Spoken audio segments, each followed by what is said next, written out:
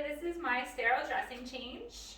So first thing I want to do is verify my doctor's orders and make sure I have the correct patient, correct procedure, and double check my dressings, make sure I have the correct one that was ordered.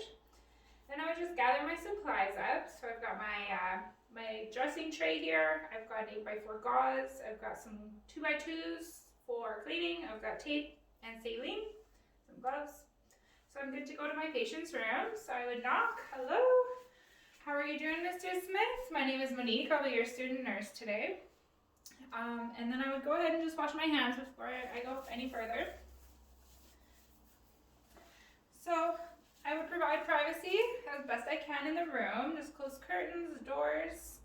I would check my patient's identifiers. So can I get your first and last name and date of birth? Okay, I would make sure that's what's on my paperwork as well.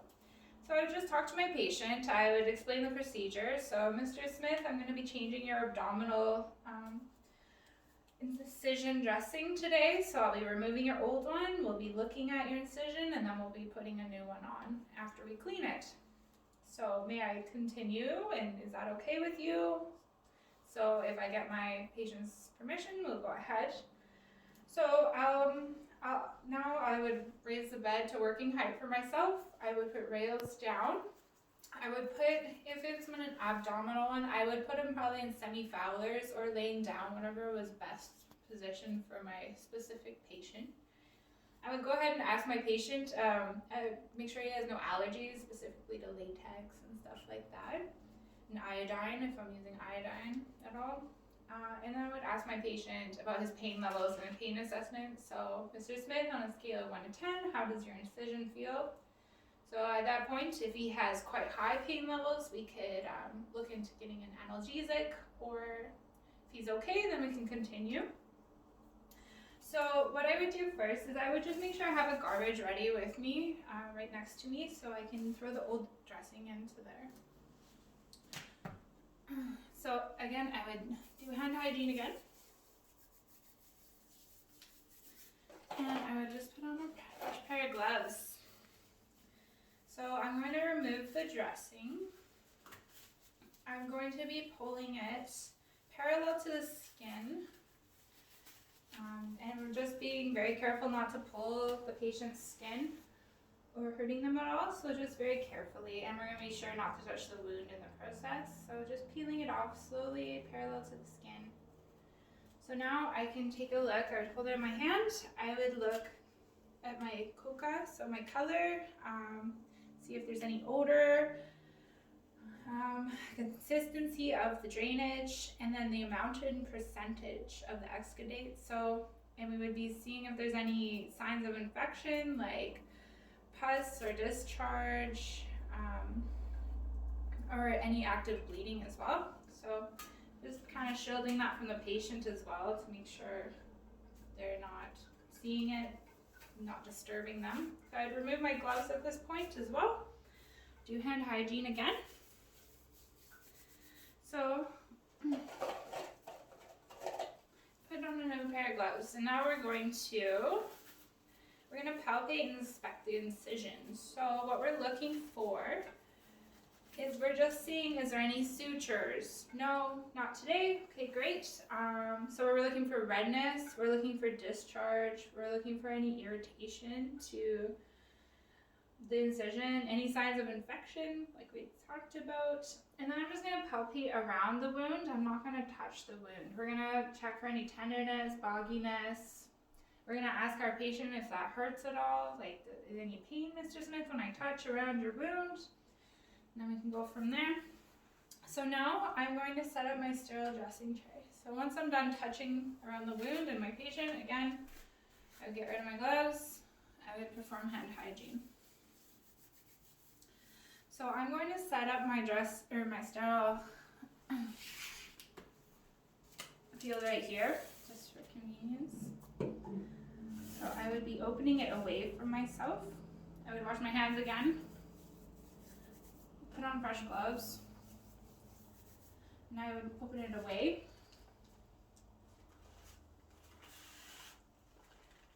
And I would just be touching the corners, being sure not to contaminate the inside here. So I'm going to grab my gloves as well. my forceps side. And then I can start setting up my sterile field. So since I already have garbage on the go, I'm just gonna move that over. And I'm gonna set up my sterile field here. So being very careful not to touch the inside of my sterile fields. I'm just gonna lay it out here. We're gonna do shiny side down. And then I can just set out my things for myself for the cleaning.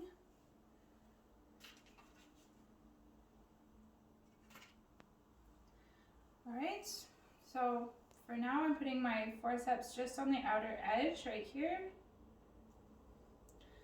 I'm going to banana peel my things open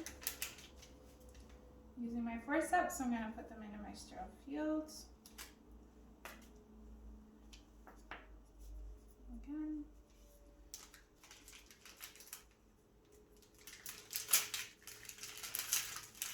Banana peeling open. And here's my dressing. So I'm just going to put that in my sterile fields. Alright, so now as well I can go ahead and just fill my container with saline. We want to make sure we're not splashing it around because that can cause contamination as well. So our patient's exposed, he's ready to go. So what I would do, I could always wash my hands and apply clean gloves again.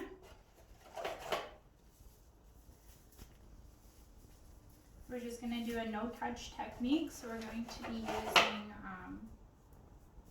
using forceps to do the cleaning and the drying of the wound. So I would get these ready for myself as well. Okay, so I would be pulling up these 2x2s, dipping them in the saline, and if my incision's here, I'm going to be doing one swipe down the incision. And then I'll be disposing. I'm going to do one on the top, so closest to the head, one. And then on the bottom from the incision.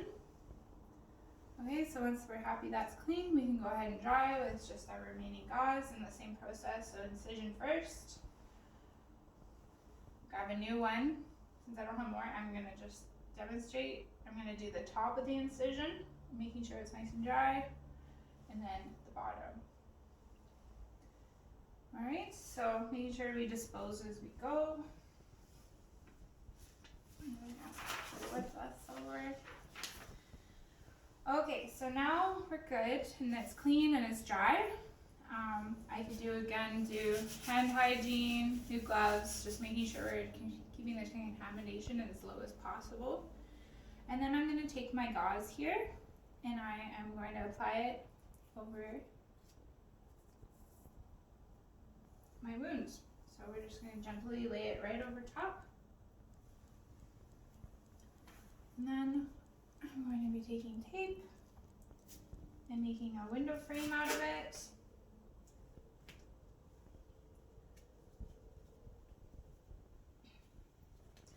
I'm going to be checking in on my patient as well, seeing if they're still doing okay. I'm going to be asking how their pain is with the incision after the cleansing. I'm going to dispose of my gloves at this point. I'm going to do hand hygiene. And then I'm going to be writing on my tape. I'm going to be doing my initials. I'm going to be doing the time and the date so that we know for the future. So I'm done now. What we're going to do, I'm just going to start cleaning up. We're going to get our client in a comfortable position. So if they want to be sitting up again, we can sit them up. We're going to put the side rails up and the bed down to a working height. Again, we're going to wash our hands if we have to, just to, again, make sure we're keeping contamination as low as possible. So once our patient's comfortable, we have the call bell in reach. We are just gonna see how they're doing, make sure they're not in pain, like we said. Now we can do a little client teaching. So we're gonna just teach them the importance of proper hand washing, that they need to avoid touching the incision or the dressing, period. we can talk about adequate nutrition, that we need proteins and vitamins to aid in the healing process. So vegetables, meats, proteins. They should be avoiding baths with their dressing and their incision because that can cause infection down the road. We can show them signs and symptoms of infections, so redness, pain, discharge from their incision, fever.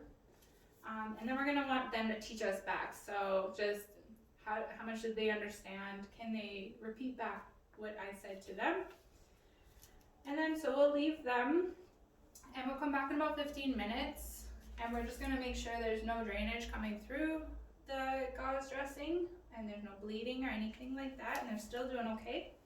For our documentation, we're going to mark any sutures removed, which we didn't do today, but another time. We would just document anything we found in our wound assessment, so that includes the drainage, the color, the consistency, the amount and percentage. And then I would include what I cleaned with, so this time Normus saline, the type of dressing I applied, along with the time, date, and my initials, and that I would also document the understanding and tolerance of the procedure from my patient and how they understood.